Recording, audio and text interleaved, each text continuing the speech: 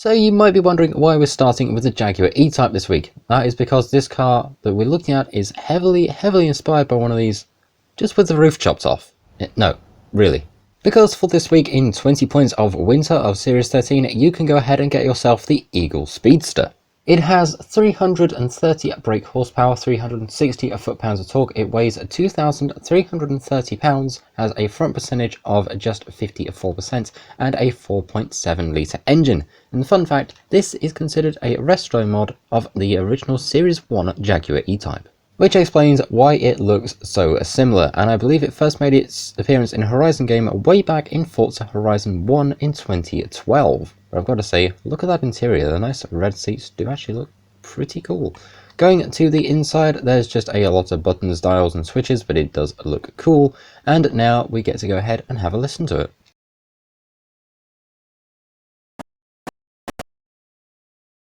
I'm pretty sure there's a jet flying over my house, but we're going to continue this. Going to the upgrade shop, there's conversions. So what do we have? We have got engine swaps, we can drivetrain swap it, and we can aspirate the stock engine. For engine swaps, we have three. We have got the 6.2 litre V8, we've got the 5.2 litre V10, which is the Lamborghini Huracan engine, and we have the Racing 2J. Wait, where is it? There it is. This is going to be interesting because, as we all know, this thing can make a lot of power, and apparently swapping in that engine makes this car lighter. But we're not going to do that right now. We're going to go ahead and make this thing a A-Class race build and go and check out how it does out on the racetrack. So for this thing, we can't really put a roof box on it because, well, it doesn't have a roof. But if we go into manufacturer colors, there's only one, which means there is an absence of tomato ketchup red. But, well. Right, we can probably go and make that anyway. Yep, let's go all the way down here very quickly. Yeah, we can make that again. We'll do that later. But for now, we're going to go ahead and take this thing to the racetrack and see how it does.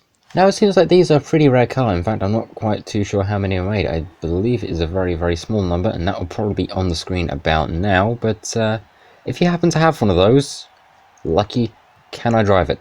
Please.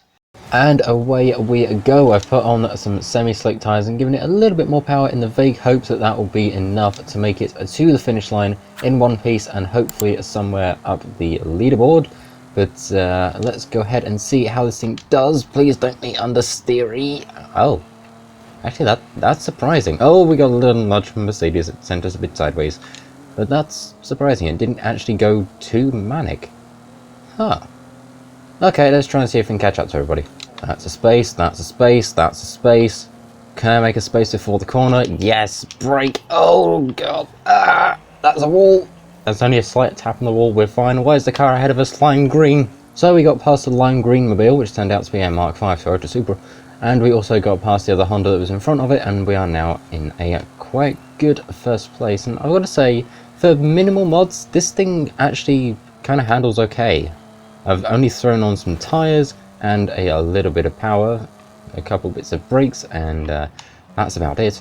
But honestly, for A-Class, this thing is not too bad at all. And even better is we are now up to 90%, so we'll just take a little bump off the wall, and we'll go ahead and hopefully get this thing across the line. It's actually so cool seeing the Horizon 3 stuff. Anyway, let's go up to the last corner, and that should be us across the line in a first. But what did we do for our time?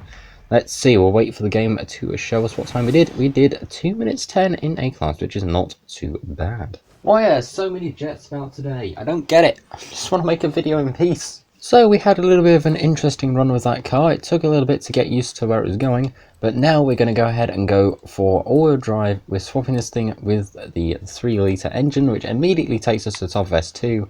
And that's before we've done anything else. But we're going to go ahead and make this a 1,270 brake horsepower drag build. So now we go ahead and pull up to the line. So let's go ahead in 3, 2, 1, go! Oh, wow. Okay, let's see. Is this thing going to be a pretty speedy because of the fact it is so light with so much power? Honestly, yes, because there's 200. We've not even hit the camera. In fact, there it is, 210 through the camera, and this thing still has so much more to give. But we're going to go ahead and put it back to rear-wheel drive, probably take the roll cage off, and I might regret it, and put some road tyres on and see what we can get out of this thing for its top speed. So here we are now with 1,270 brake horsepower, rear-wheel drive. I honestly think I'm going to regret this, but here we go. Can it surprise us like the Koenigsegg and somehow grip up? I don't know, but let's go ahead and find out the Eagle Speedster's top speed with 1,270 brake horsepower and just hope that this thing will go in a straight line. And out of the speed zone at 258 miles an hour, which is pretty good for this thing. Honestly, it feels incredibly sketchy to drive. But now we get to go ahead and go to our downhill spot and our little speed camera. Okay, and through the camera we go at 264, and we are already gaining a lot more speed going downhill. 268. Can we get any quicker? No, we do not. It is just 268.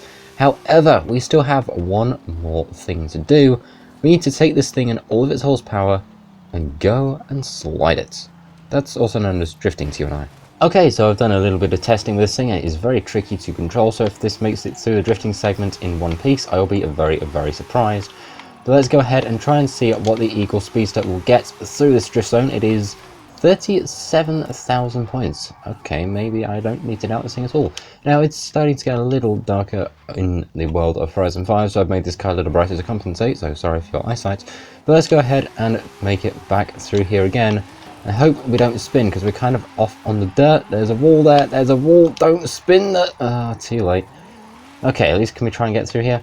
Yeah, 35,000 points. Just 2,000 under, but I reckon if we hadn't spun, we probably would have got that. And there we go. I can now say the Eagle has landed. That was a terrible way to put that one across. So that is the video on the Eagle Speedster. I hope you've enjoyed, because it was very tricky to try and control this thing, especially with the amount of horsepower it has, and trying to get to around 260 without flying off the road. Anyway, if you've enjoyed it, feel free to go ahead and like, comment, share, subscribe, all that cool stuff, because it helps out the channel an absolute ton, and it seems like you're really starting to enjoy me making Horizon 5 videos, so I'm very happy about that. And if you've got any ideas for future Horizon 5 videos, let me know in the comments. Anyway, thank you very much for watching. I will go ahead and see you all in the next one. Thank you for watching. This is Tech, out.